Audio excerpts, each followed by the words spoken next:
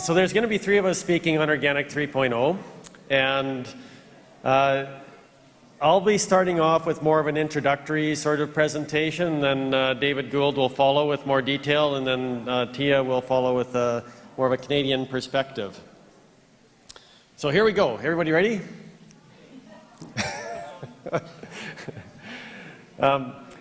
So we look at the development of the organic movement, and when we think of Organic 1.0, it's really the pioneers of the movement. And the pioneers were the ones that really set the stage for organic agriculture, and they adopted the principle of soil health and really connected the health of the soil with the health of the plants and the animals and people, and recognized that we should be trying to recycle our nutrients and our inputs as much as we could within our production system, and we should be diversifying our farm with rotations. And this really became the framework for the movement itself.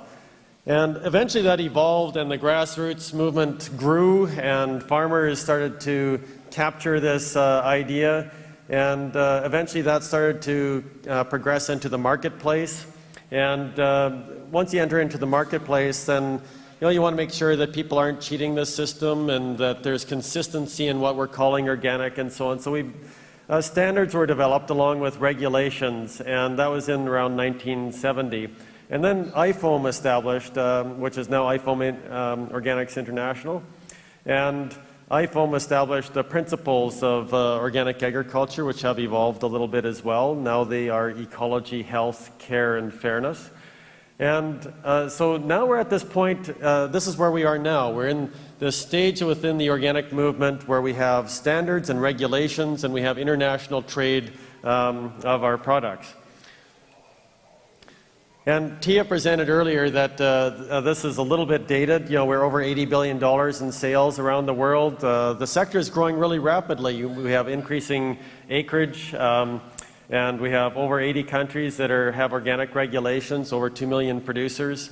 And we have many success stories within organic agriculture to be told. And it ranges from really small-scale farms such as this one, where Jean-Martin Fortier and Maud-Helene Desroches, I hope I pronounced it correctly, have a 1.5 acre farm, and they set out, as I understand it, a target of earning $60,000 per year farm income as their net farm income. And they wanted to take 2 months off in the winter, one to study and one to relax. And they're fulfilling that dream. And with that 1.5 acres, they are producing, grossing $140,000 per year on an acre and a half. Imagine that.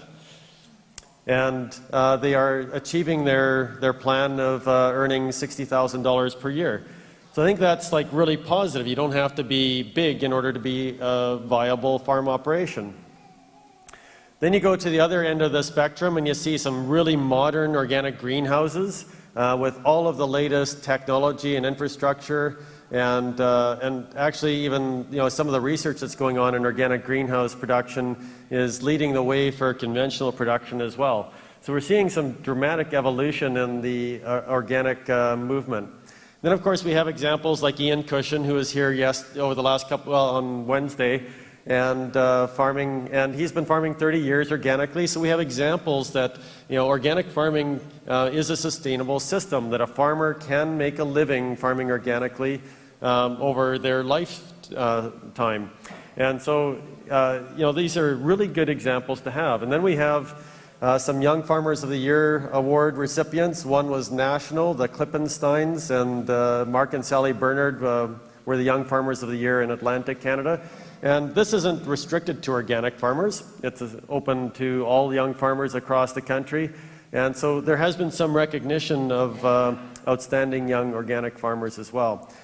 And we certainly see organic in the marketplace. We are all aware of that. And but where you really see some dramatic changes and trends in organic is when you go to an event like BioFac in Nuremberg, Germany.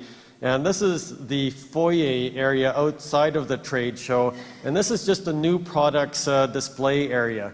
So it's not this is not the whole display.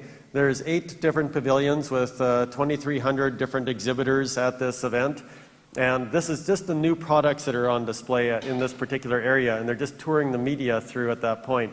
And you see all kinds of different products, and of course, and packaged goods now in organic, ranging from, baby foods, which may be a key entry point, olive oils, some really healthy products. And certainly when you look at the reasons for buying organic, and Tia has actually updated this, so this is actually 2008, so it's dated, but health is certainly one of the driving forces behind buying organic foods.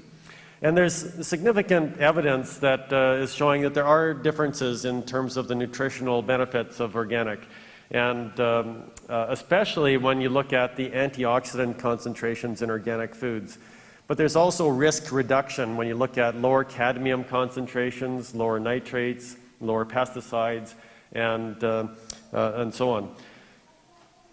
But organic has become more than just the food, and we've expanded beyond those health interests, and we have chocolate, organic chocolate. We even have like organic soda pops and organic textiles. And when you come back to the soda pops, I kind of wonder what the pioneers of the organic movement would be thinking about having organic pop on the marketplace. And is this really what they were imagining? And then we have cosmetics and bath aids that are part of the organic movement now as well. So we've really advanced in the organic movement from being food-centered to something that's much more of a lifestyle choice. And as portrayed here, it's a happy choice, of course. But at the same time, we have significant global issues around that we need to be addressing, and they range from agricultural pollution, hunger, and like Dr. Carlisle covered that really nicely this morning, resource depletion, biodiversity, farm animal welfare, climate change issues. So there's these dramatic issues or issues that we are needing to face, and they include like soil erosion we're finding in agricultural systems. Agriculture is responsible to a large extent for environmental issues like this algae bloom in the Great Lakes. Fish kills, we're seeing these things happening in Canada. And the FAO at the United Nations had held a conference on, or actually this is the United Conference on Trade and Development, and the conference was actually titled "Wake Up Before It's Too Late." And one of the quotes from their executive summary is that the world needs a paradigm shift in the agricultural development from a green revolution to an ecological intensification approach. And so certainly we've recognized the environmental issues in agriculture and that there can be many environmental benefits associated with organic agriculture. And Dr. Lynch, who's a colleague of mine at Dalhousie University, he's been studying environmental benefits of organic for quite some time, and one of his papers he basically indicates that organic farming system attributes are sufficiently distinct as to impart potentially important environmental benefits. So this means that the benefits of organic are measurable and they're important enough that, that we can really be seeing them, and it's impacting our environment. So organic is answering some of these challenges, and it's grown quickly, and we've got a big marketplace, but we also have a challenge on our hands. We're still only 1% or 2% of the agricultural land base, and a lot of the growth that we've had in organic agriculture in terms of the number of producers and the acreage mainly, it's extensive grazing land in Australia. So is that really where we want to have the impact in terms of organic agriculture? And we've seen that the growth in producer numbers has somewhat stagnated relative to consumer demand. So what we're seeing is that there's a real shift in demand in terms of organic and the recognition of organic, but we're not seeing the growth in production that we should be. And so Dr. Ernst Niggli and others, he's extrapolated looked at the growth rates, and he's basically concluded that extrapolating the growth of organic agriculture from the last 10 years, organic agriculture will never top 5%. And so the question here is that do we really want to remain a niche market? Or are we satisfied to be that? Is that what the pioneers of organic agriculture really wanted us to be, a niche market? And that's it? Is that our intent? we have these global issues that we need to be addressing. And can we address these issues if we're only 1 to 2% of the marketplace? Can we address these issues if we're only 5% of the marketplace at our current growth rates? And, and I think the answer is resoundingly no, that we can't address these issues. Do we want to stay there? Is that all we want to be? And from a movement perspective, I think we're reaching this consensus that no, we don't want to remain there, that we want to have a bigger impact. So when we look at the organic movement and its shortcomings, we realize that it's been really market-driven. And this can be great. We're seeing growing market demand. And organic really entered into the conventional market system to develop and promote it. But there's a lot of questions about whether the market has really changed organic more than the organic has changed the market. And we saw that in some of the presentations that we saw today, where there's a corporatization of agriculture, of organic agriculture. We also see that there are social justice issues even within organic agriculture. And when you go to an international conference like the IFOAM Organic World Congress, this is really enlightening to me, where you meet people from around the world and you start hearing words like organic is a form of biocolonialism. So we have 80% of the producers in developing countries, but 90% of the sales are in Europe and North America. And so are we really treating those farmers in the developing countries fairly? Or are we just taking advantage of them? And so we have issues like this that we need to address. Another issue that we have within the organic marketplace and that's hindering our growth is the system itself. And when there were some studies done in Europe looking at reasons why some farmers reverted from organic farming back to conventional. So they went from organic back to conventional, and they were asked, why did you do that? They listed their top 10 reasons for why, and production issues like weed management and fertility management were towards the bottom of the list.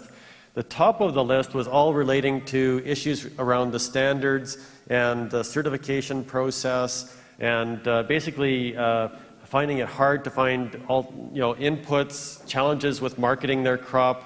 And in the end, the farmers were essentially saying that this wasn't worth the effort, and that's why they reverted back. And so there's some real questions around the process that we're going through right now, and the standards and regulatory system that we have, and is this really a barrier to new entrants into organic? And so we remain a niche, and we've created this box around ourselves with a standard. You're either organic or you're not. And so we find ourselves in a little niche in the wall there, and are we happy to stay there? The standards have driven us there, and are we open to working more with other organizations, for example, that have like-minded ideas about what sustainability might mean? So in terms of organic and how we achieve sustainability and move forward, and David's going to talk a lot more about this, but some of the ideas coming out of some of the international meetings that I've been at were that we really need to be more impactful with our message. We need to present some real facts. We need to be transparent. We need to be bold. And we need to be inclusive, not exclusive. And so this comes back to some of the discussions around public trust. Do we want to create, to fight the non-organic farming industry, or do we want to learn to work with them and see ourselves as part of it, and help them to evolve towards a more sustainable system? But we also need to recognize that that organic can have an impact in some of these mega trends, and we need to engage that actively and really work towards it. So in terms of moving forward, in the organic movement, we need to talk more about how are we going to translate the science behind organic agriculture into practice, and vice versa. Sometimes we're accused in the organic sector and the research community of basically just validating what the farmers are already doing. We're not actually being innovative enough. And so how can science actually really drive innovation in organic agriculture? We need to be bridging the rich and the poor, the north and the south. much more, and I think that this is a role that we can play here in Canada because we have the technology, we have the knowledge and the leadership, and right now I find that we're very introspective. We're working on our own standards, we're working on our own brand, and we're dealing with issues within our own country, but we're not really always taking a look at the movement overall and looking outside of Canada, and I think that this is something that we should be doing. And of course, the agricultural movement is really dependent upon women and youth as well. And we need to spend a lot more time engaging them and incorporating them as part of our vision for agriculture. So Organic 3.0 is moving organic into the next era. And David's going to talk a little bit more about this in detail. And so it's a revisioning of where organic should be and should be going and what it should look like. So organic to me it's a lifestyle choice and it's a happy choice, but I think that there's a lot of work to be done in Canada, and we need to start casting our gaze a little bit outwards from where we are right now and trying to envision how we're going to move forward into the future. And so I'm going to keep it short, and pass it over to David here, and so he can give you some more details on Organic 3.0 and what is actually being developed internationally. So, thank you very much. One of the ways I've heard us describe this is almost like we are the UN of organic, in a sense. IFOAM, International Federation of Organic Agriculture Movements.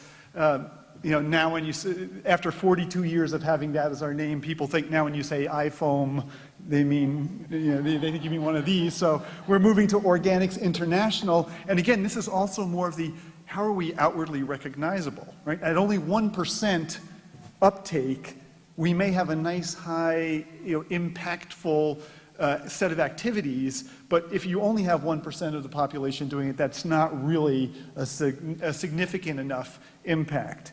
And a lot of what IFOAM really does is we try to help promote organic and agroecological, sustainable best practices in all of the diversity that exists around the planet. And we try and do that in a way which helps envision how the sector can go forward. And some of the things in which we have done as an organization, which long predate my stay within it so far, is that some of these things take a while to come to fruition, and they really come from not only from a sort of a global unification of the vision or gathering of that from all of our different groups, but also from it being implemented on the ground in their own diverse ways. So in Canada, the situation is going to be different than it is in India, than it is in Italy, and we think that there probably is room for all of that. We know there's room for all that diversity, and what I'm going to try and present to you here is some of the unifying thread that goes through all of that, or at least what is some of our idea. And this whole idea of that, the second to last slide that Andy showed of the 1.0 to the 2.0 to the 3.0, in the 3.0 world that we're moving toward, it all sounds kind of like a good idea to a lot of people, but some of the real questions, well, how are you actually going to do it? And so we know that there are many ideas that are coming forward with it, and what I'm going to present to you here are some of the core ways in which we as IFOAM Organics International are proposing that it can be done. So this is just some of the ideas. One of the things that I kind of envisioned with this when we started doing this several years ago was we want it almost to be kind of like the internet, in the sense that there's so many ideas out there, they come bubbling up almost out of our control, in a sense we don't want to limit them, but what we want to do is provide enough of a vehicle to make sure they all steer in the right direction. Because we want organic to be much more universally adoptable, but we also don't want to cheapen it, right? And we want to make it to get better, actually. So just as a little history of how this all came about for us, these principles, which actually we've all been talking about these things during this whole conference, these ideals of what organic is about. It's as Andy said, it's a lifestyle. It embodies these four principles, And these are the ideals that we aspire to. Yes, we want to make a living, we use the market mechanisms that exist now, but at the same time, what we also have, what we can realize is that in the market mechanisms we have right now, you don't actually get all of those principles in your rules. Okay?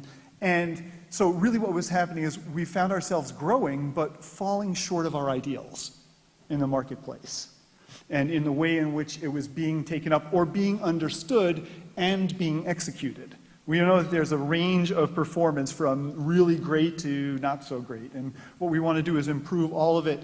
And part of what was happening is, we talk about only 1% impact, but in reality, the organic sector has a lot of impact outside of it, which is almost intangible or immeasurable, because there's a much greater awareness of the need for sustainable practices, for fair practices, and there are these sprouting up of all of these newer sustainability or social and environmental sustainability initiatives that have come out really out of the seed of this concept of organic as a voluntary system, whether it's fair trade or the Rainforest Alliance or UTZ Certified or other kinds of social, there are these roundtables on sustainable palm oil or responsible soy, and all of these have grown out essentially of this growing awareness that people care a little bit more about how their food is being produced, or cotton or other kinds of fiber.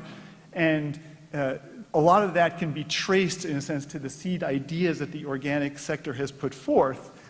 A lot of those initiatives have a much lower bar of performance, especially ecologically, but they tend to cover a much broader range of topics. They cover fair trade, they cover economics, they cover certain kinds of environmental factors. And what we were finding was that we were essentially being marginalized again.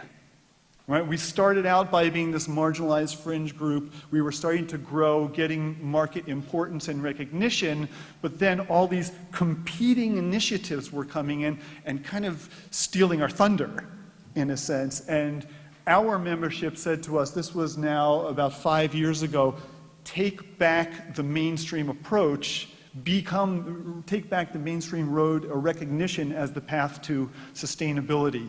Do something about this to take us back to not having just a small set of this full set of sustainability ideas in a limited set of rules that focus on not using pesticides or antibiotics, but really encompass the whole spectrum of sustainability. So figure out how to do that.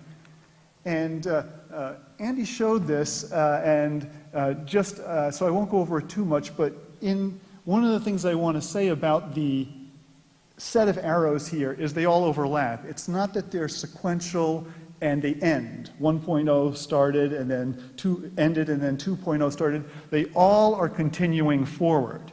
So it's not that we're saying that the 2.0 world of standards and certification is going to end, but that it will become part of a broader system.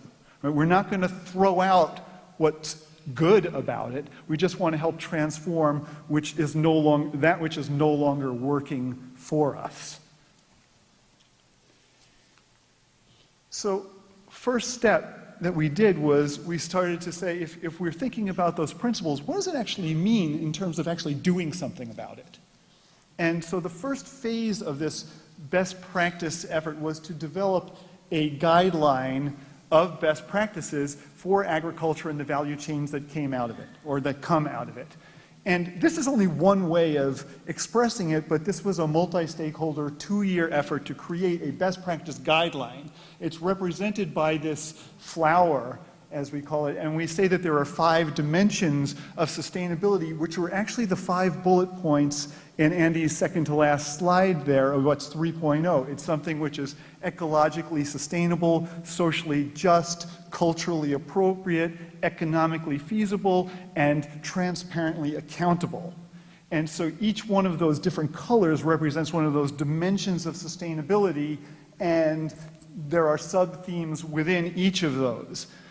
The idea being that, not that this is the only way to think about it, but this is a complete or holistic picture. And if you want to talk about sustainability, whether you're organic or you're conventional or you're fair trade or whatever you want to call yourself, if you're not actually talking about all of those things in one way or another, you're missing part of the point. Right? And we're also not, if you look, just if you look at the 4 principles or you look at that flower, we know that the rules that we have in our 2.0 system don't cover all those things. In organic standards, they don't talk about your economic viability as a farmer. They actually don't even necessarily talk about whether you can have slaves or not on your farm in some standards. They don't talk about whether it's culturally appropriate. So for instance, the soda pop, right? Or the organic Twinkie, as we used to talk about it in the United States. Right? So this is a benchmark, if you will, and a guideline. It's not a standard.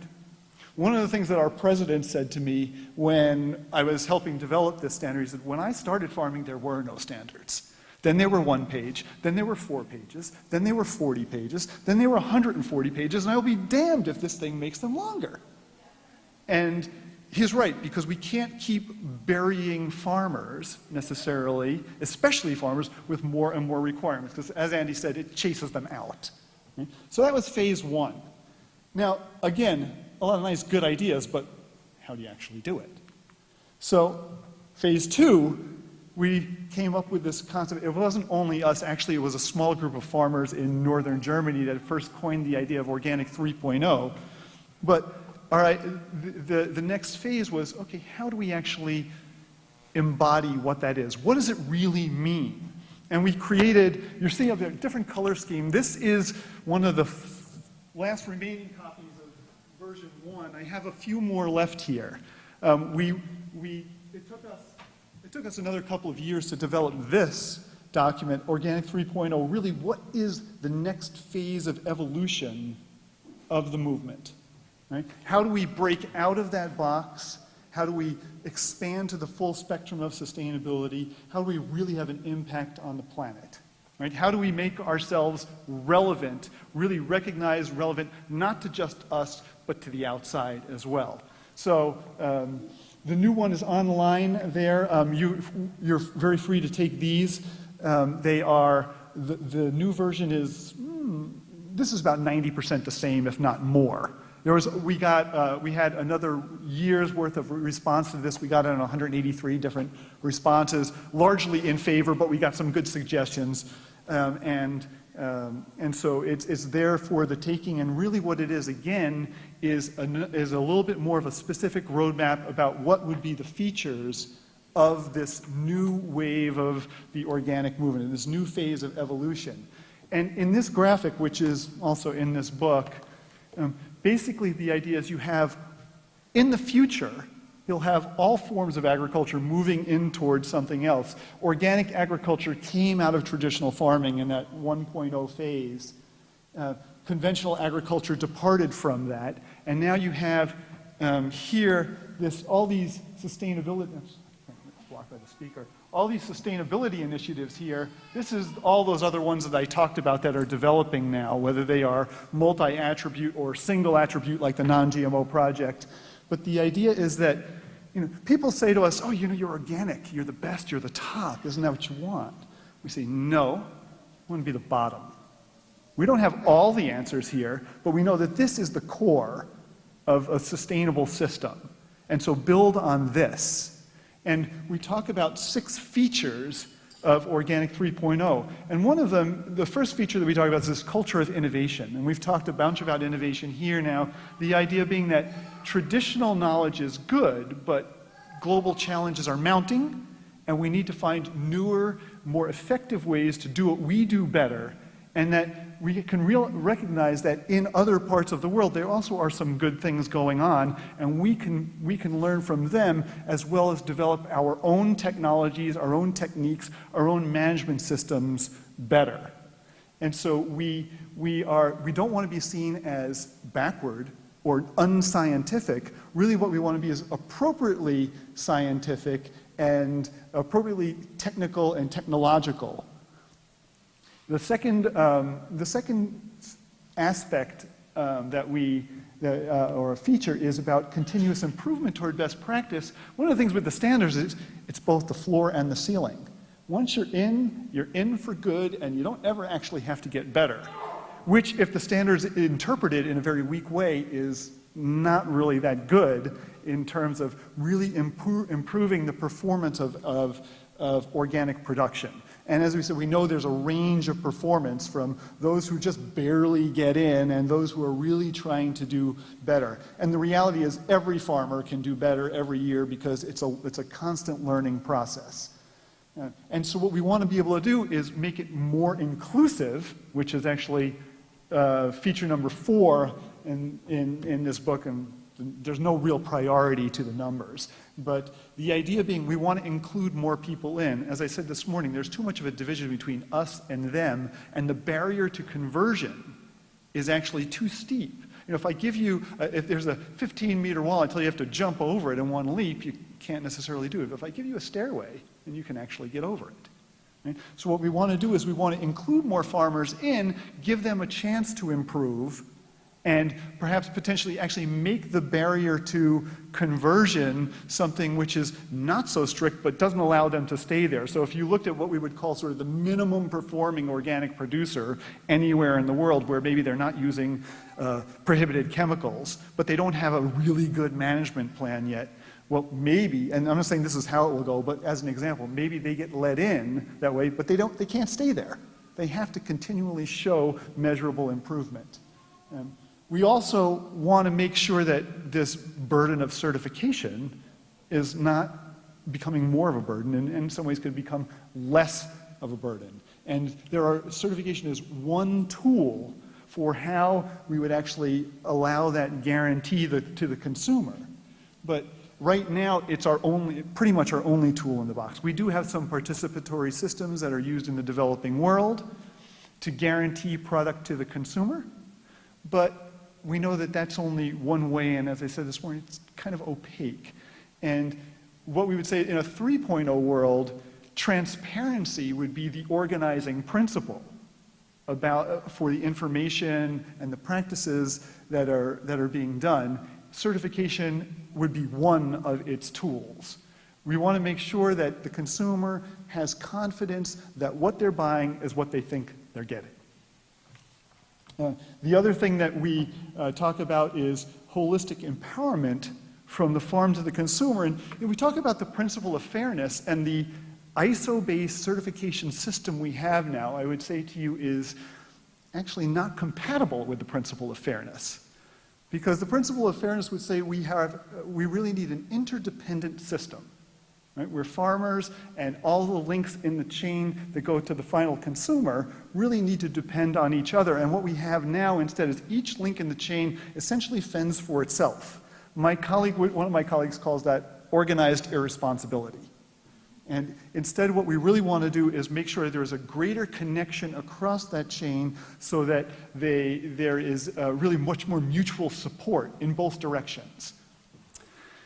So all of these things can happen in a diversity of ways, right? Depending on what resources, what interests there are in different locations. Our phase 3 focuses on feature number 6, which is about true value and fair pricing. And the idea behind this is, the real question is, what's the real cost of the food? What's the real cost of production? As a farmer, do you actually get what you think you really should deserve to have a sustainable and economically sustainable system? Are all the costs involved with conventional production or even organic production in terms of energy use, fossil fuel use, carbon emissions, water pollution, especially in conventional production, antibiotic resistance, health effects? Are all of these externalities actually included in the price of the product? We know they're not.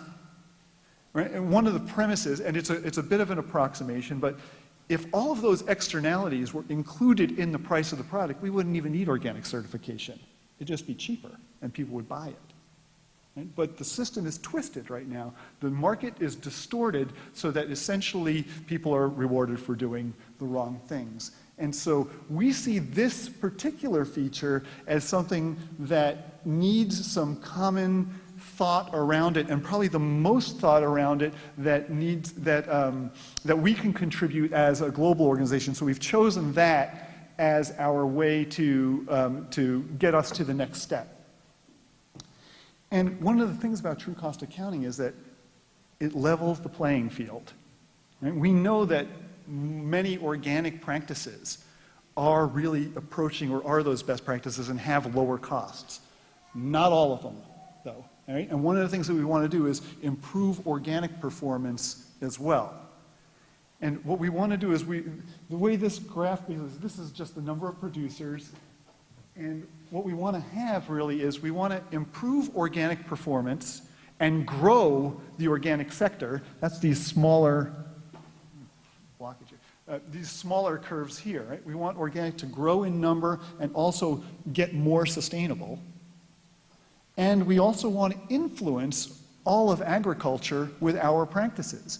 We want conventional operations to start rotating their crops more, to find alternatives to their nasty chemicals, to be able to use water more efficiently, to be able to sequester carbon in their soil. And this is part of our contribution, if you will, to the global discussion on sustainability to make ourselves more relevant, more applicable. It's not necessarily like the goal in the future is that everything becomes certified organic, but it's that everything starts to be produced better. Sometime in the future, if we really are successful, right, and everybody's producing more or less organically, we won't need certification anymore. It'll just be the way things are done. Or maybe certification will flip to the guys who just need the permission to use the nasty chemicals. So we want to do this in a way, as I said, which keeps us relevant. This graphic I put up, this is the Sustainable Development Goals, which were set up by the UN. They were the Millennium Development Goals. They morphed into the Sustainable Development Goals, and now they're called the Global Goals. And the thing I think that's encouraging about this is that I have used this. I think it's actually in Tia's slides. And I have been to probably about 5 other presentations over the last couple of months where I have seen this. And to me, that's a really good sign, because what it means is this is a global cross-sectoral discussion, is beyond agriculture, that says this is what the world needs to face, to look at to face its problems.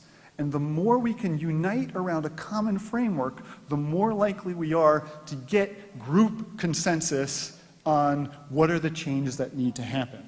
So this fits in very well with the concept of true cost accounting, because as I said, that levels the playing field. Now there are 17 different goals here, and they're not really immediately translatable into agriculture directly.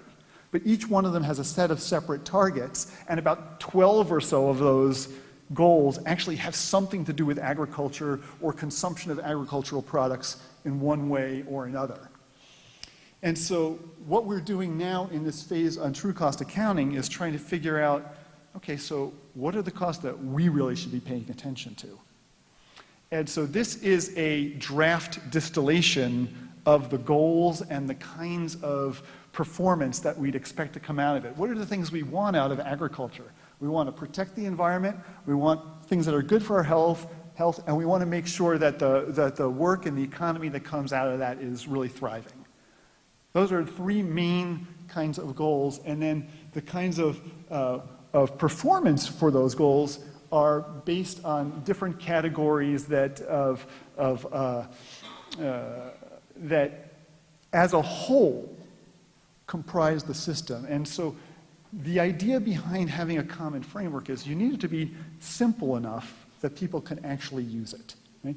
True cost accounting is still in a relatively young stage of its development, but there are many deepening scientific and calculating methodologies for it, and they're really good. It's good for a lot of scientific and academic institutions to work on, but to try and translate that to a farmer or to an average practitioner or into a metric that the government or policymaker could appreciate, there's still a huge gap there.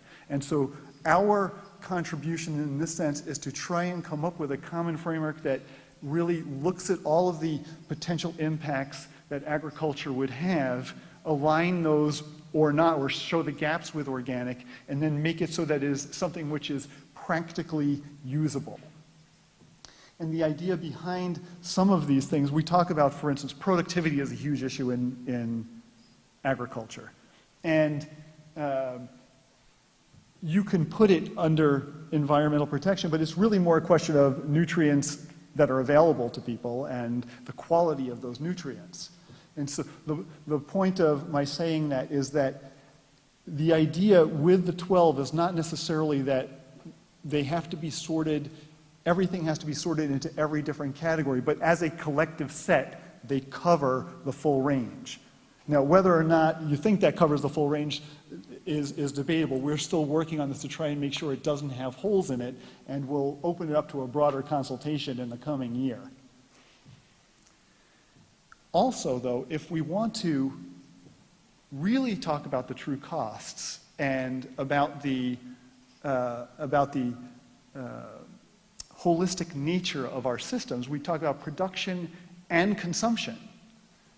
So what we've tended to do is we say to the farmers, you guys do all these extra things, and we'll buy the product from you as cheaply as we can so we can compete in the dominant market that exists.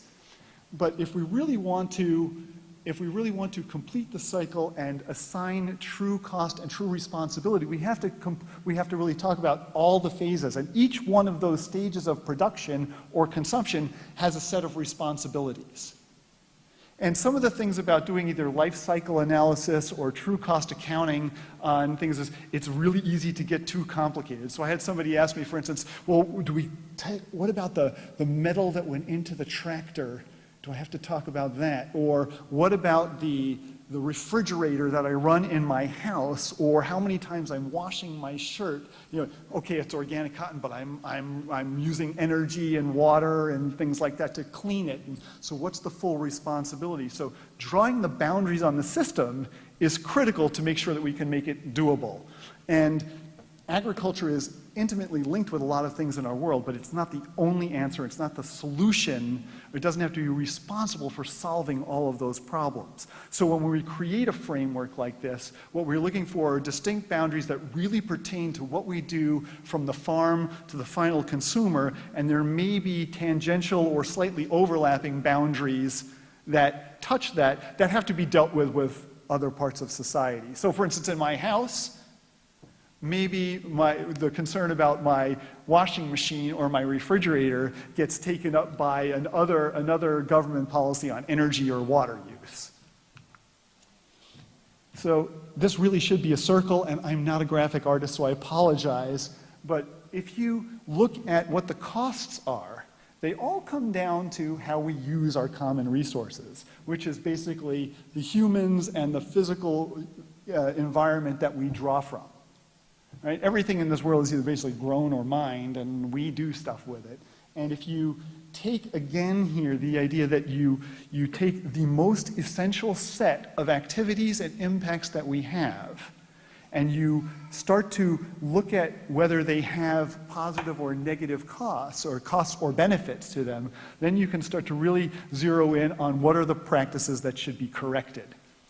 And the idea here, again, is simplify down to the most essential components so that we don't have to worry about the rest. In the sense that if you take care of all of these things, then you don't have to worry about the other stuff because it just comes along. Just like our colleague yesterday from Rodale Institute said, if you take care of the soil, don't worry about anything else. It's all going to follow.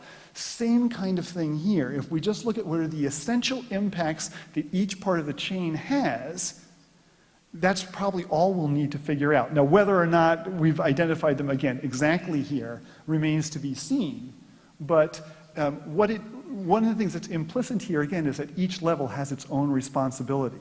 There's no actual responsibility in standards now for a processor to source responsibly, for instance, or to pay its people well. And so if we focus on those responsibilities clearly and then zero on what are their most important impacts and costs, then what we can do is make a simpler system. And all of the data that's being collected on these costs, it's all heading in the same direction.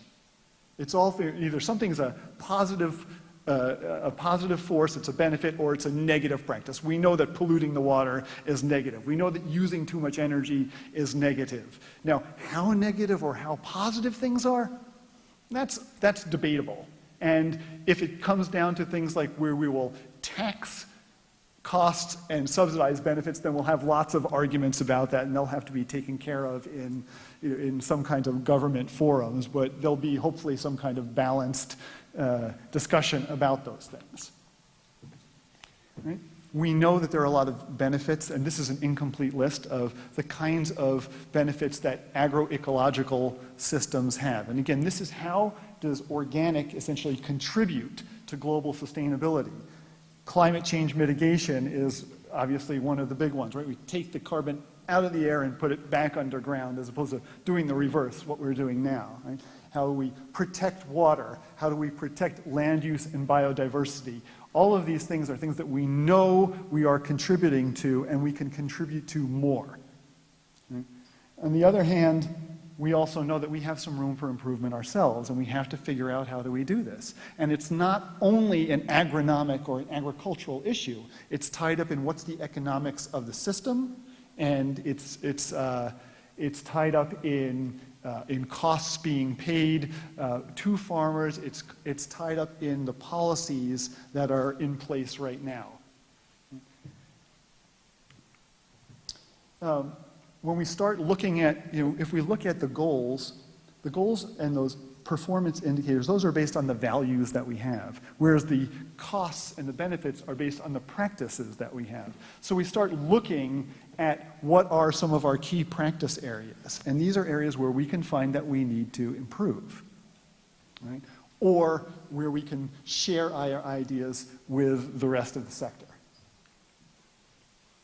So trying to put it all together, if we think about the full 6 features of Organic 3.0, and we think about how do we implement those in terms of a food system, as Andy was saying, what we're trying to move is from a mentality that's a food chain to a food system, from a certified product to something which actually is representative or reflective of a way of life. And how do you do that in a system that is a global economy where you have an increasingly urbanized population, which is dependent largely on rural communities? And so saving rural communities is obviously a paramount priority for us. And we look at any such food system, and what we are trying to implement in terms of a 3.0 world are really a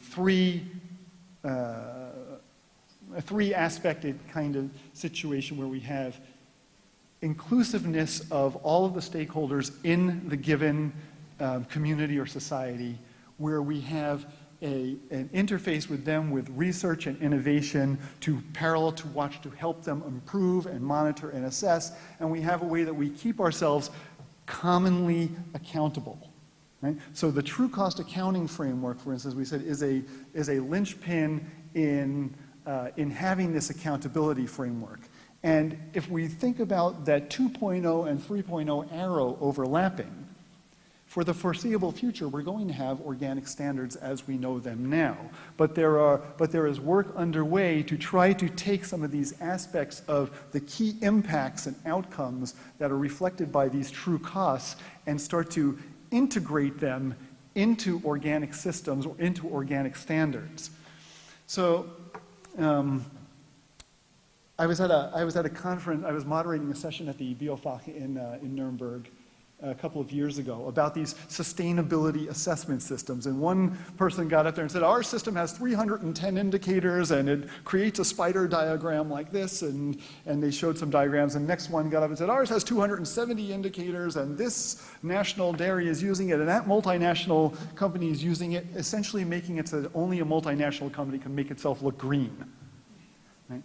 And then what happened after that was a next person got up and said, mine has 11 indicators, and they take care of everything, just essentially like this system. If you can show that you're improving your soil carbon, for instance, that means you're doing a whole bunch of other things right. And so what we're trying to do is, again, simplify to outcomes-based approaches that we know are already embodied in what we're doing, and trying to distill them down in a way which we can use them more effectively, which are more accessible to people, and which also can be translated into the outer world. So I only have, I think, one more slide too here. If we think about what kinds of attributes would be in some of these systems in a sustainable food system, right? We're talking about having inclusiveness of all the people, not just the organic, right? But we say, you're non-organic, you want to be part of this? Well, maybe you can't get an organic label yet, but if our whole community is involved in agreeing to go forward,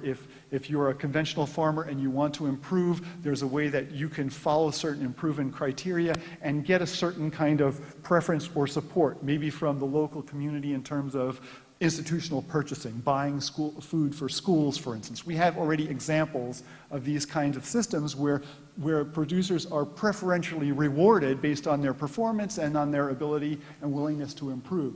We talk about the true cost accounting, we coordinate with research and innovation, there's got to be consumer awareness. All of these systems, you need consumer awareness, you need market mechanisms, and you need policy mechanisms all working together in order to really transform the system. Right? We try to make sure that those relationships across the value chain get stronger and that there's a transparent way so that everybody can see what's going on. So just as a summary, 4, 5, 6, 7, I actually have a very spiritual bent to my being, and numerologically these numbers make sense. 4 is a square. That is really an agricultural number, in a sense. 4 principles. It makes sense. It's grounded. 5 dimensions of sustainability for value chains. 5 really is, in tarot or Kabbalistic things, 5 is the number of commerce, of coins. 6 is a number of scientific soundness, 6 features of organic 3.0, and 7 is actually, we have 7 days a week. The original astrology was based on 7 visible planets, and so there is, I find actually in some of there is a real resonance to some kind of higher truth. And we talk about science, but science without philosophy is meaningless. And anybody who says that they have no philosophy or no faith is, I would say, actually either not fully recognizing that they're basing their scientific beliefs on something, or they just haven't completely embraced some of the other aspects of their own outlook. Anyhow, I think I might have gone a little over time. I'm sorry about that, but thank you. What is the role of the organic movement in these bigger picture issues, food security, climate change, and other environmental and societal issues? And why? Why is it that organic wants to take this stuff on? And I think that it is interesting because we're a pretty holistic system, and I know that when it got to the standard setting process, there was nothing put in about labor, there was nothing put in about some of these areas that fundamentally and philosophically we all care about, but when it comes down to a certification process, organics went for mostly in the environmental side of things. So I wanted to kind of look at how we do tie into the Sustainable Development Goals. And I can tell you, of course, my background is both organic and fair trade. And when I was working with fair trade in the last many years, I can tell you that we fed into the development of these goals.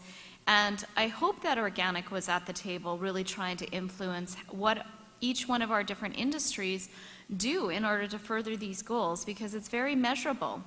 And who cares about having a goal if you don't have a way to implement it, right? So I think that organic certification and organic movement, fair trade movements, all these different movements that are out there actually help to achieve these goals. So I've heard many discussions around the whole food security issue and what can, can organic feed the world? We've had a lot of discussion around this. And of course, the UN Special Rapporteur on the right to food has clearly said, and many UN agencies have said, it's not about production. And hunger that is happening out there is mostly about marginalization of people and access to land and access to purchasing power. So I just wanted to give you some stats on that, is that we have 7.2 billion people, will be 9.6 billion by 2015, and the FAO states that there's 805 million undernourished people out there living mostly in the global south, and particularly amongst 7 different countries. 60% of these are women, but we do have enough food out there to feed 10 billion people. Is it organic certified? No. But do we have a lot of people that are doing traditional agriculture that have never actually even seen what GMOs are in their country? Yes. I mean, you go to Cuba, which is an amazing place to look at agriculture, and they don't have it introduced in some of these countries. So I think that the way that Danielle answered the question the other day is around traditional agricultural systems that no, are not yet organic certified, but we certainly have enough food out there to feed the world. And we've talked a lot about food waste. There's 1.3 billion tons that is wasted annually, but we are producing more. So 17% more food than 30 years ago, yet is it more nutritious? And I think we'll get into that discussion a little bit later in regards to what is sustainable ag. It's not just about producing more food. So why is this issue of concern to organics? Well, we have lost 75%, today 75% of the world's food comes from only 12 plants and 5 animal species, and 30% of livestock breeds are at risk of extinction, and 6 breeds are lost every month. 75% of our plant genetic diversity has been lost, and of course control over the food system. So we've got 6 companies that are controlling biotech industry, 4 corporations controlling over 75% of global grain trade, and factory farms are prolific all throughout poultry, egg production, pork production worldwide. So that is the question. Of course we care about this. This is an issue because we need to make sure that we're going to have food that is owned by the people and that we can control to make sure that it is nutritious.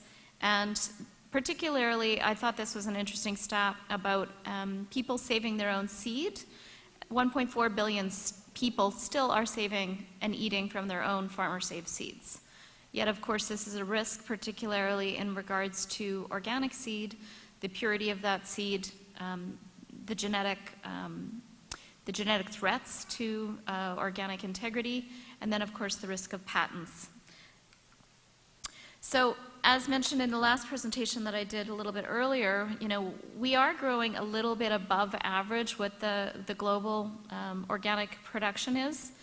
And we do hold a great place in regards to Canada, in regards to being one of the largest organic markets out there.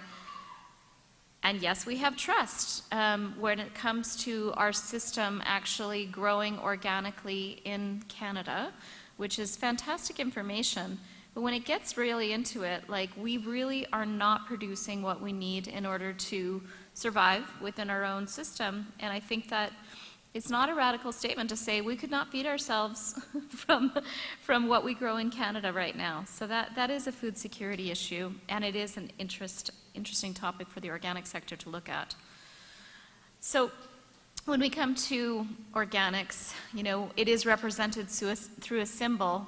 I've worked with many different eco-labels over the years, and a lot of people say, oh, we have logo fatigue, we're tired of these logos, there's so many of them. Is it really about a label, or is this about a food production system that we're trying to fix because it's going in a direction that is not sustainable and not going to help feed the world? Is this also something that we need consumer transparency on? Because consumers want to know what's in their food, and the governments are there to help us regulate these things. So organic certainly plays a role, and that symbol helps us to look at that. But working only within the dimension of fully organic certified, I do think is not going to get us that far, because we haven't set up a system of how to transition into organic besides comply but don't get paid. And 3 years to do that is a very challenging model. So I think that we really need to reposition ourselves as a process. And I want to go into some interesting examples that exist that really look at how we don't want to take away what we've achieved through organic certification and the high integrity and the standards that we've got in place. We do certainly need to create a culture and a system that will encourage people to move towards it. And I think the principles of the Organic 3.0 of health, ecology, fairness, and care can be put into new methodologies to try and attract new farmers. So here's the 6 areas that, that David and Andy have both talked about, but we know that we've got challenges in regards to people being able to achieve all of these areas. There is no discussion around fair pricing. There's no discussion around new farming technologies and the important roles of smallholder farmers. And particularly, I think that we can talk about different solutions, but which should we focus on? Market-led or government programs and policies? Should it be a carrot or should it be a stick? And I'm just going to stop for a moment to describe the fair trade system, because it's one of the ones that's out there that actually has a precursor, a path towards organic, because it's got the environmental, social, and economic standards. And Mr. Gould here in the room helped write the environmental standards for small farmers of fair trade, which is amazing, because it really is the only system that I've seen out there that's pretty phenomenal on bringing farmers from being poor farmers, incentivizing them through a premium, and then actually having a best practices that they're monitored against with a farm plan, and that actually will result in, okay, well, we've got all our systems for organic, why not go the extra mile and pay for the organic certification and then come and get inspected for that. And the fair trade system does offer a discount for certified organic farmers, so that the fair trade fees aren't going to be as high because they don't have to go through all that inspection on the environmental side themselves. So I think that's one of a very interesting, successful models that are out there. How does change really happen usually? It's usually companies, right? It's companies or it's a crisis. So I'm going to just talk a little bit about how companies need something and they're going to go to the ends of the earth to make it happen. This is an example of Kashi, owned by Kellogg's, and they've decided to create an initiative which will incentivize the farmers to transition to organic. So they're sourcing wheat from 2 certified farms, and they have partnered with a certified manufacturer called Hesco Dakota Organic Products, who mills the wheat.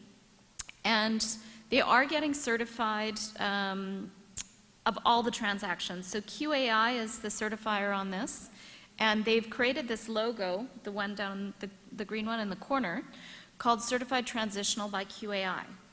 So this is an interesting initiative where Kashi is making it very clear this is not a certified organic product. And they're, one of the first ones to kind of go bold. And they said that this product is not meant to be a greenwashing situation. It's really a way to kind of funnel people into the system, motivate them, and pay them the premium, which very rarely happens. There's some amazing companies out there who do go above and beyond, really motivating farmers through incentives and premiums and long-term contracts. But this is a different type of an initiative where they're actually setting up something that has consumer transparency as well, to say, hey, we're doing this, and here we're being certified all the way along the way to make sure that people are starting that 3-year transition. So I thought that one was kind of very interesting. But what's the risk of that? There's companies that could make up all their own programs and say they're all great, and they create their own standards, and then they're certified, and we're back to 70 different programs and logos and eco-labels. So there's an initiative in the United States with our sister organization, Organic Trade Association, to actually institutionalize this certified transitional program. And they're looking to, harmonize the program to make sure that we reduce any risks of claims that are not verified. Because some people could say, oh, I'm transitional organic, but they're not getting certified, and then all of a sudden, is this a real claim or not? So they're trying to, firm it up in a way that would actually motivate more people to participate. They want to create labeling guidelines to reduce the opportunity for people to sort of mismarket it. So they would not be allowed to put the transitional seal on the principal display panel. And also, they want to stop the idea of people just becoming certified transitional and not actually going all the way into organic certification. So I think it's interesting that they've created these framework, and that they would actually monitor to make sure that people don't, go for the 3 years certified transitional, then stop, and then come back in. So they put a limit on how many times you can come in and out of that system as a certified farm. Also, because in the US there is so much support for organic, they really want the US government to be involved in this so that they recognize the Certified Transition Program to qualify for some of the initiatives they've already got, which is access to their support services like conservation incentives or risk management products, farm loan programs.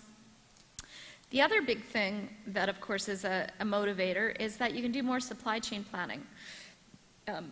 You constantly hear the supply-demand question, well, I can't source it. I'm a big company, I can't source it. I'm a little farmer, I can't sell it. So instead of this banter back and forth, you actually set up a methodology where you can say, okay, you know, we're working together on this, and you work on a long-term contract as a certified transitional farmer.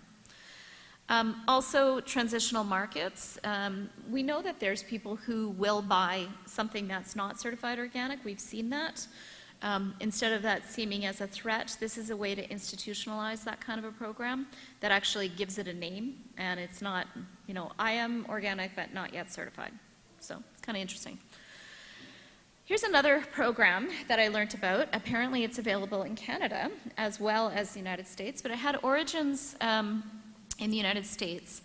In 2002 they started because they felt they were too small to actually go through the rigmarole and the paperwork and the cost of getting fully certified.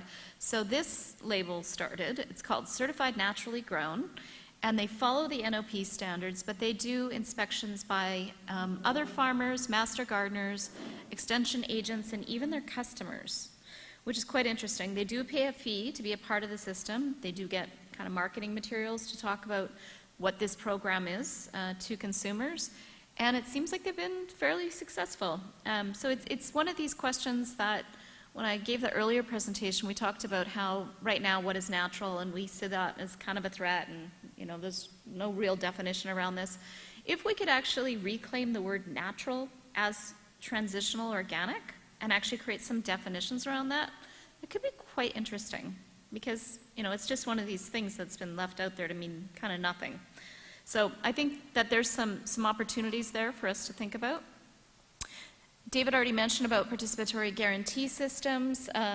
Having worked in the Global South, I've certainly seen that there's been a lot of peer-to-peer assessments and making sure that there's a compliance. These systems, and the one that I just mentioned, the Naturally Grown, I think are kind of interesting because it gets out of the certification fine line firewall compliance component, and it gets into a teaching environment where you can learn from your neighbors, you can learn from other farmers who are doing, having tricks and troubles, and it's a lot more community oriented, besides the whole fine line, I'm an auditor, I come out and the certification body makes the decision. So there's just some interesting initiatives coming. And one of the things that I just wanted to mention, like when it comes to the role of small farmers, we have, you know, our certification standards in their place for real good purpose, so that there is consumer understanding and retailers understand what it means and brands understand, and there's a common understanding. But in Canada, we have absolutely no exemptions. So in the United States, they have recognized that small farmers who earn less than 5,000 gross annual sales can actually go ahead and they don't have to obtain organic certification in order to represent their products as organic. They still need to comply with all the regulations, but they don't have to seek certification. So I think that's interesting. And I wonder why they did it, and why did we not do that? So I wasn't here right in the very beginning of when all the rules got made, but I think it's just interesting to look at what our neighbors are doing around us. So some of the areas, of course, that we keep thinking about when it comes to transitioning more farmers into organic is how can we create a program that's going to encourage all farmers, not just organic farmers, to actually become more sustainable. I think that's all of our end goal, is to have a sustainable food system. And it's very interesting because some of the conversations you get into with government say, well, we can't do something special for organic. That would just not be allowed, right? We're federal government or we're international trade, we can't treat you special. But in fact, they can. So the World Trade Organization actually has very clear criteria in regards to environmental programs that are allowed that can subsidize environmental initiatives. You must not distort trade or at most cause minimal distortion, and it must be government funded, and not by charging consumers higher prices. So we've seen that, this is something that we've been able to kind of bring to light, that, makes sense for you to create some incentives here if you want to encourage people instead of hitting them with the sticks like a carbon tax on agriculture. Why don't we look at different methodologies and different programs that could exist to transition more farmers? And I'm just giving an example of how Paris, they actually put a new law in, which was to really encourage residents to help green the city, and that with a permit, any Parisian can now feel free to plant anything that they'd like in their properties, and that the main restrictions of the permits are that each urban garden must use sustainable methods, promote biodiversity, and avoid pesticides. So besides that, go wild, which is pretty great, and to see that they're incentivizing people to actually grow more. And I'm just going to bring up this point. This is a picture of us last week with the parliamentary secretary to the Minister of Agriculture. You can see Dag is in the picture with me there. And this is part of our Parliament Day, doing lobbying on the Hill with our MPs. And some of the points that were brought up, I think we should think of more in regards to how we position organics in this Organics 3.0. He was specifically saying that if we can look at the benefits organic and how it crosses across multiple departments, such as health, environment, climate change, agriculture, labor, food security, we do affect every single one of these sectors. So let's pull this all together and let's get some programming behind us to really start to scale up sustainable ag, not just organic ag. So I'm going to keep going on some of the interesting things that I've seen coming out that's helping to scale up. The USDA has started a program called the Process Verified Program, and this could be one method of encouraging more sustainability, where there's transparency that's monitored against specific process points and verification to different quality standards. So, people could set what those standards are, and the U.S. government will make sure that there's a way to look at those. Then there's retailers who are really driving industry change. We've seen that with the public procurement policies of Whole Foods Market. They've driven the huge growth of the non-GMO project verified demand by the market. We've seen people like the Big Carrot who continue to innovate, and they seek organic certification themselves, and they have an education person 24/7 just trying to educate others in regards to their best practices. So I think that we can see that retailers do have a lot of sway over what happens in the marketplace, and there can be a market-driven approach that will create and can create positive change. Well, one of the other things just to mention is that we wouldn't have to do this alone. I don't think that we should do this alone. I think it would be impossible to do this alone. We are a movement that is very integrated into many different friendly alliances, many different collaborations. Organic exists within fair trade. Organic exists within non-GMO. Organic exists within, different initiatives that we've got with different development agencies out there like Oxfam, where we're looking at how we can make sure that people are paid fairly. We have a strong partnership with the Canadian Health Food Association, which lets us speak to the different stakeholders that we can really build these collaborations and not do it alone. True cost accounting has been mentioned already, and I'll just kind of tap in that from what I've learned about it so far is Sustainable Food Trust is really kind of starting to lead the work on this, and they've said that these distortions that are happening in subsidies are valued at $2 trillion annually, which is unbelievable. What would happen if we actually funneled that into positive programming that fits within the WTO Green Box? So that's my vision for what I want to happen with true cost accounting. Okay, if we can really identify exactly what's getting subsidized and then look at how we can use that as a more positive scenario. And I wanted to talk about this amazing woman because I was at the Food Secure Canada conference 2 weeks ago, And this is an example of true cost accounting, if you ask me. So her name is Samama, and she is an illiterate, untouchable woman from southern India. And through them, they used to grow all their own millet, and in the course of a couple years, I think it was like 3 or 4 years, the Indian government gave major subsidies to rice and soy, and so people stopped growing millet. They started taking this cheap rice and eating it. Their entire diets changed, and people started becoming malnourished. Their land started to go fallow. They didn't have any ability to make money. And so it ended up through the initiative of the women in the village who said, you know, we can't go on living like this. And they got together and they thought, you know what, we need to bring back our method of agriculture. So it started with just one village, and they decided to work with people who could help them, a development agency, which wrote up a proposal to their local government saying, you know, if you could give us 500 rupees, we would be able to start cultivating and bringing back millet, which works in our environment, is positive for our health, etc. And so it ended up that they did get the $500 rupee subsidy per acre, and it was amazing the transformation that happened in this community that ended up becoming a model now for the food policies in India, where they've got now 77 villages participating, over 5,000 acres are being farmed through this methodology. And what ended up happening was they said, okay, the government would give them this 500 acres and help them plow the land, etc., bring everything back. The way they would repay that loan is by the bags of food that they're growing. And then they realized also, well, we have some people who are single mothers or widows.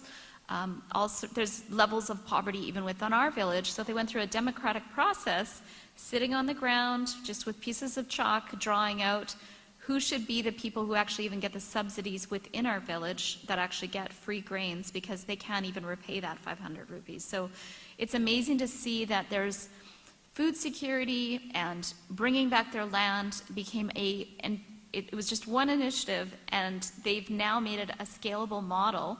They've gone to present at the UN. They've also started a fund because they've been now growing beyond what they need for themselves, and they sell their extra millet at farmers markets. With that extra money, they put it into a Grameen bank account, which is a microfinance program. And that fund they use to reclaim more land across India and convert it over. It's like the most amazing sustainability story I've heard.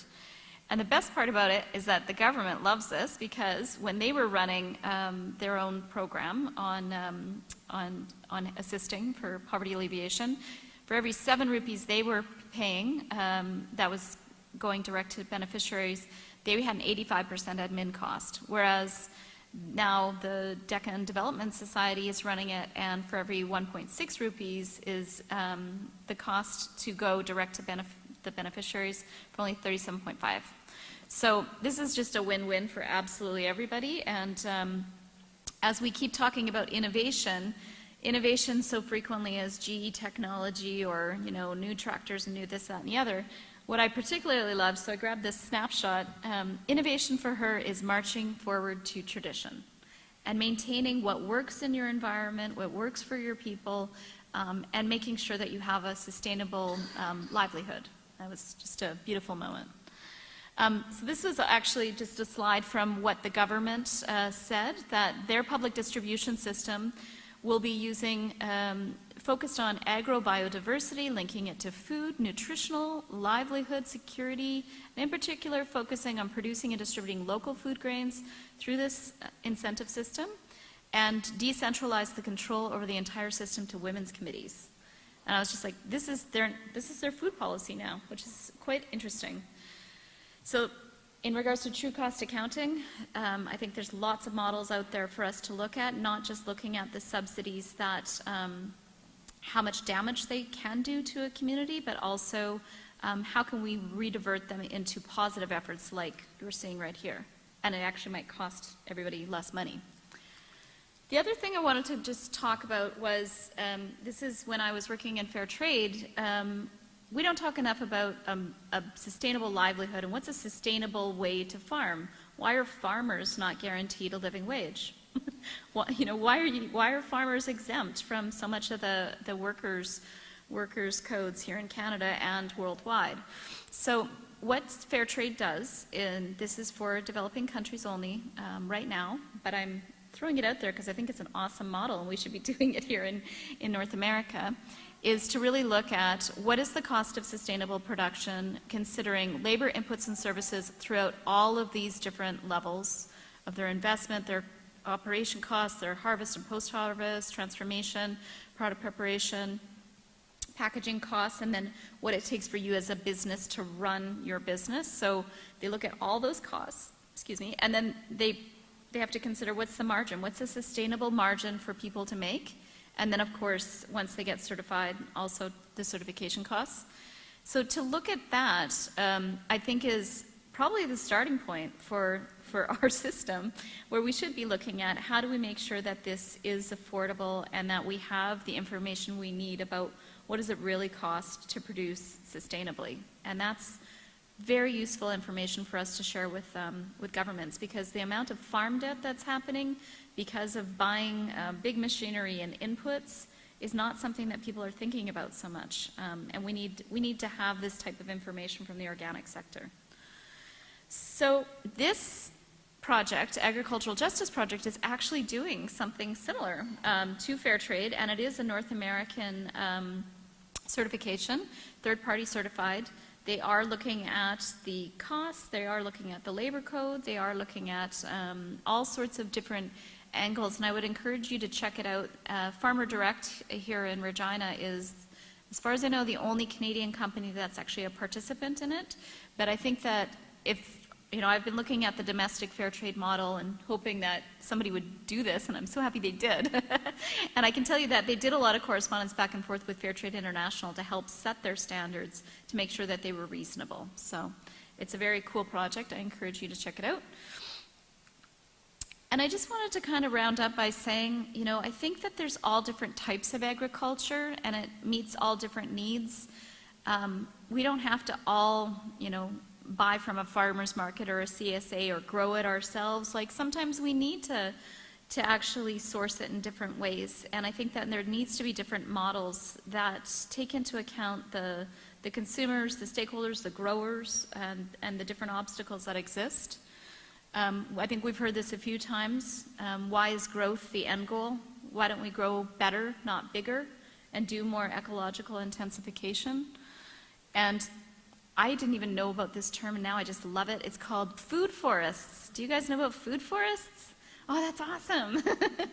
I used to do a lot of stuff in the community gardening network, and we were trying to work with the city of Ottawa to actually make parks and recreation convert over their trees to actually be fruit trees, or their lawns to be things that could grow like potatoes and things that don't need a lot of maintenance. But I think that there's a lot of opportunities for us to continue to grow sustainably and reduce that divide of, things are being grown out at the farm and then shipped into the city. I think we could do a lot more progressive things. But there is a role for the big boxes, and we'll definitely see that they are continuing to get in on the organic sales because they feel the demand. People are wanting it, and I think that organic being available everywhere and making it more available to multiple stakeholders is a good thing. And I just wanted to say, of course, we see a lot of private label happening within the grocery store sector. So here's, your co-op is now bringing in organic chocolate, and PC Organics line is just growing like crazy. But we are still seeing a lot of, packaged and packaged products coming in from all sorts of other countries. What can we do to really change this idea that organic is niche? We see that the demand is there, but how are we going to push for more and more? What I haven't seen enough of necessarily is enough of the grassroots movements. So I'm just going to explain the Fair Trade Campus program that has been created by Fair Trade Canada actually creates a purchasing policy, and you've got, I don't know how many universities now across the country that are sourcing fair trade because they are supportive of the principles of fair trade. Why don't we have an organic program like this? We've been around for a lot longer than than fair trade, so I'm kind of like, So they also have a fair trade towns, a fair trade workplace, a fair trade faith place. And why I bring it up is because it feels like it's been fairly limited to like school gardening projects or teaching master gardening. I think that we need to take this to a whole new scale. And why I put the Public Works and Government Services Canada is they do have a policy on green procurement within our government. Why haven't we even asked them to fold in organic into their own procurement? So I think there's some really great initiatives that we can take on. And just my final closing comments is that the whole idea of Organics 3.0 for me is about how to continue to be fair, how to continue to meet the needs of all the different stakeholders. But I think ultimately what we're doing is we're looking at the real definition of sustainability, which is farming for the next generation, for many generations to come. So I thank you for your time.